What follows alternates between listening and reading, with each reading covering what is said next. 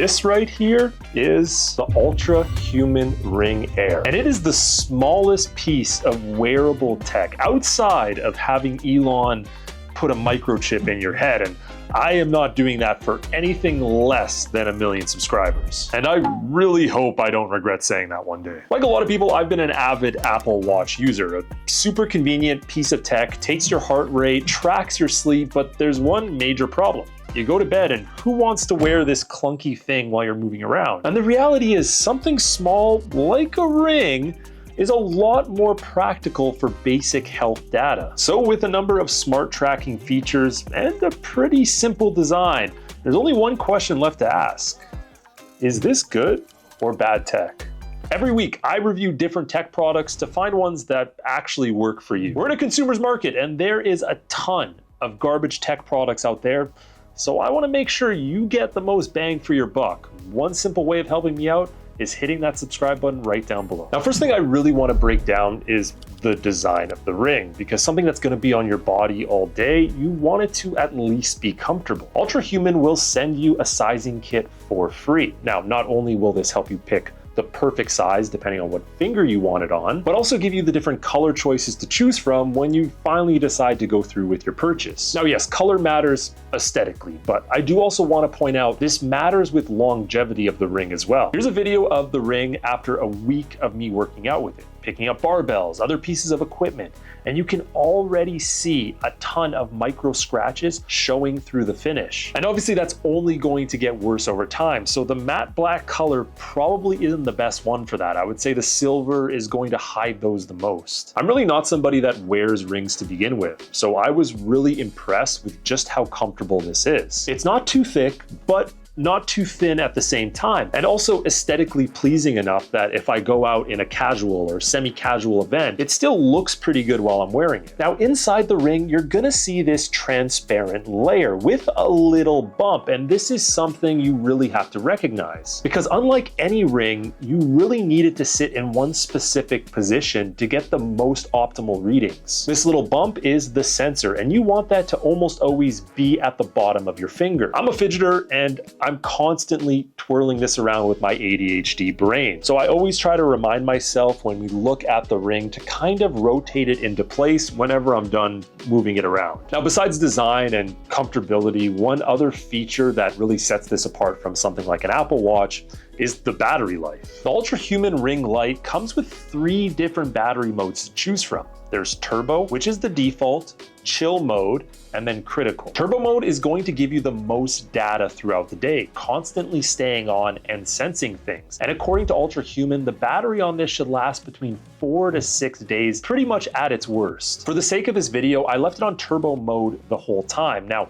for comparison, something like an Apple Watch will only last between 18 to 24 hours, depending on how much you're using it throughout the day. Now, that makes a major difference. You're getting 4 to 6 times more battery life in this little ring. And for somebody that chronically forgets to charge their devices, if you just need to keep track of your heart rate, this is a great tool for that. Now, for myself, throughout my testing, I was constantly getting around 4 days on that turbo mode, and it never really pushed to 5 to 6. Now, it does only take 1.5 to 2 hours to charge on the little charging stand that's included with it. But I want to point out a missed opportunity here. Every pair of wireless headphones now, and actually a lot of other brand smart rings, come with charging cases. So why they didn't just include a charging case that can charge it an additional 2 to 3 times, I don't really understand. If you're traveling or you just want to be able to bring your charger with you, this is a way better design concept. And maybe this is something they're gonna throw in as an added accessory later on, but this ring is expensive enough, you should be including something like that. If you do wanna preserve a little bit more battery, chill mode will give you roughly 35% more. And if you change it to critical, you'll get an additional percentage on top of that. There's even a couple more other settings you can turn off to further preserve that battery, but keep in mind,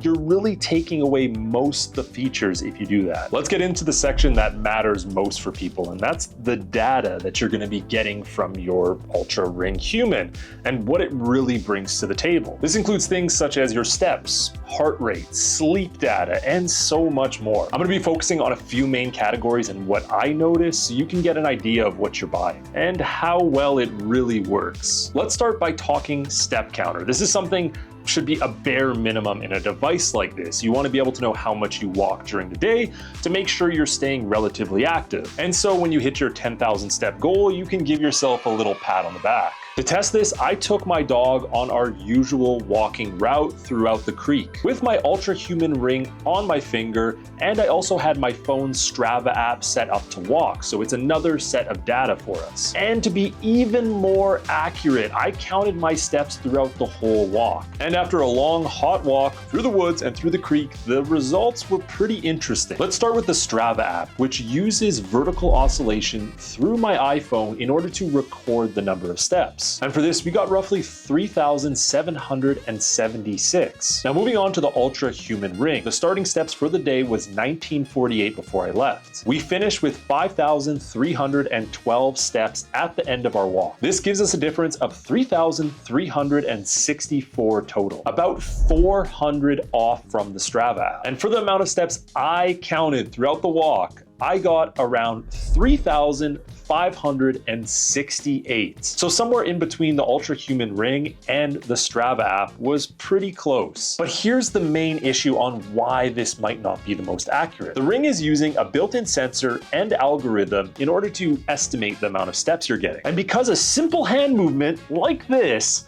can affect that number, this might not be the most accurate choice. So if you sway your arms a lot or you keep them still while you're walking, this could vary the results a ton. And I've definitely noticed this since I go for the same walk almost every single day. Sometimes it will be like 600-700 steps off. So although this is going to get you close to the number of steps, it might not always be the most accurate. Now let's talk the calorie counter, because this is an important piece of data that will give you a varied estimate of how many calories you're burning per day. It does this based on your age, your height, your weight. So it will take your resting calories burnt and add on any activity levels that it senses. But here is the main problem I've noticed with this. So on one of my testing weeks, I actually spent pretty much all day getting a tattoo. So I was 7 hours in a chair. And when we look at the movement index on that Monday and Tuesday, you can see there was a lot less movement overall, which makes sense. I wasn't super active. I only went for one walk that day. I also didn't go to the gym. Yet when we look at the timing and frequency throughout the day, I was in that chair from 11 a.m. to 7 p.m., you can see there's big spikes all throughout the day. And I think the main reason for that is because it's probably sensing an elevated heart rate due to,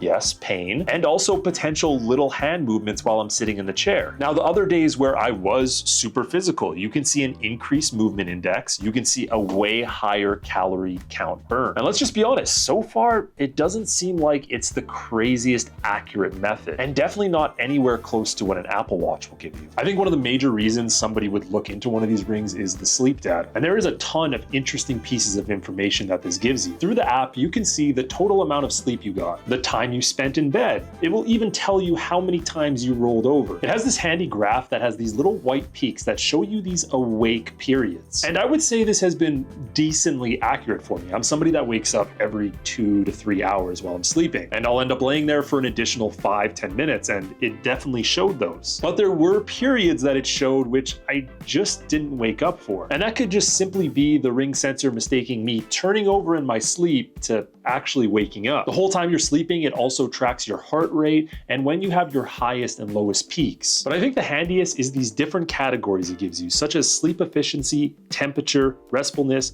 consistency, total sleep, HR drop, timing, and restoration time. And when you click on these tabs, they're going to give you handy tips and tricks along with your graph to help improve these numbers and hopefully get a better night's sleep. I think for the right person, this information can become very handy, especially if you're someone like me that just doesn't sleep very well. I did check out a video from the YouTuber New Tech, who's apparently a super large Spanish creator but has this smaller English channel, where he compared all of the different smart rings in one, and also the Apple Watch, which I wish I had a working one so I could give you guys a little bit more data. And his analysis was honestly kind of all over the place. The Apple Watch is always going to be a little more accurate, and based on the algorithm that's accompanied with this device, it's going to totally change your sleep numbers. But for the everyday person that can't go do a long sleep study, this is going to give you baseline information to help you improve. And the last thing I want to mention is the heart rate. It is constantly tracking it. And if you don't know, the Apple Watch has literally saved lives before by having a device on you that can tell when you're spiking. I would say it seems pretty accurate to me. When I'm sleeping, it's super low. When I'm in activity,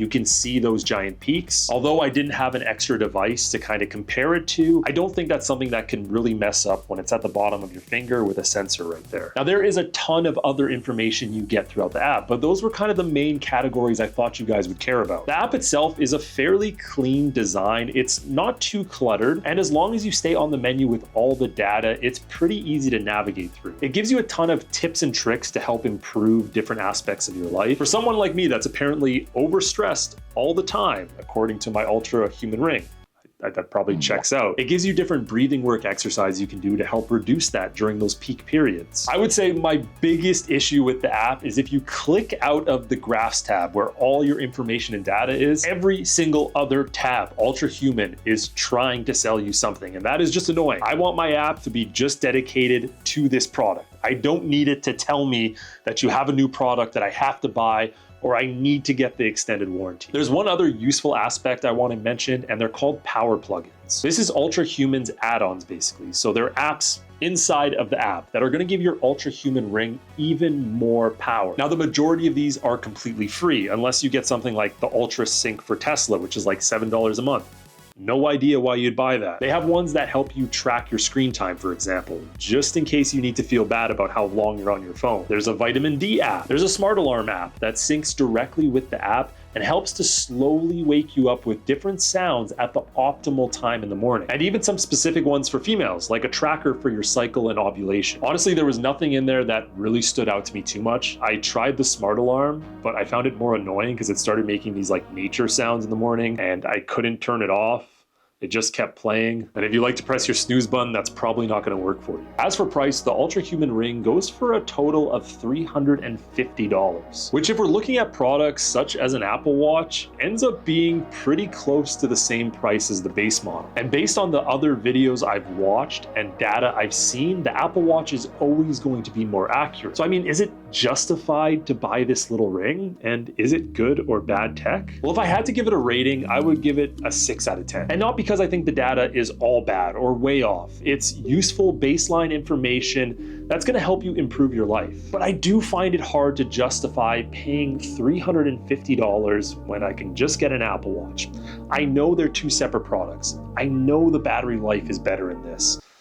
When you look at the functionality and the usefulness, it's just not quite there. I'm gonna need a little bit more out of this before I can really start recommending people need to get it. Now, is it a cool niche product? Yes. It's pretty stylish, and for the most part, you're gonna forget you're wearing it, which is probably what you want out of smart wearable tech. Thank you guys so much for checking out this episode of Bad Tech. Like always, let me know down below in the comments if there's anything I can improve on in these videos. I make these for you to try to give you in-depth reviews on products you want. Next week, we're gonna be checking out a brand new smart doorbell by Asus, so make sure you stick around for that one.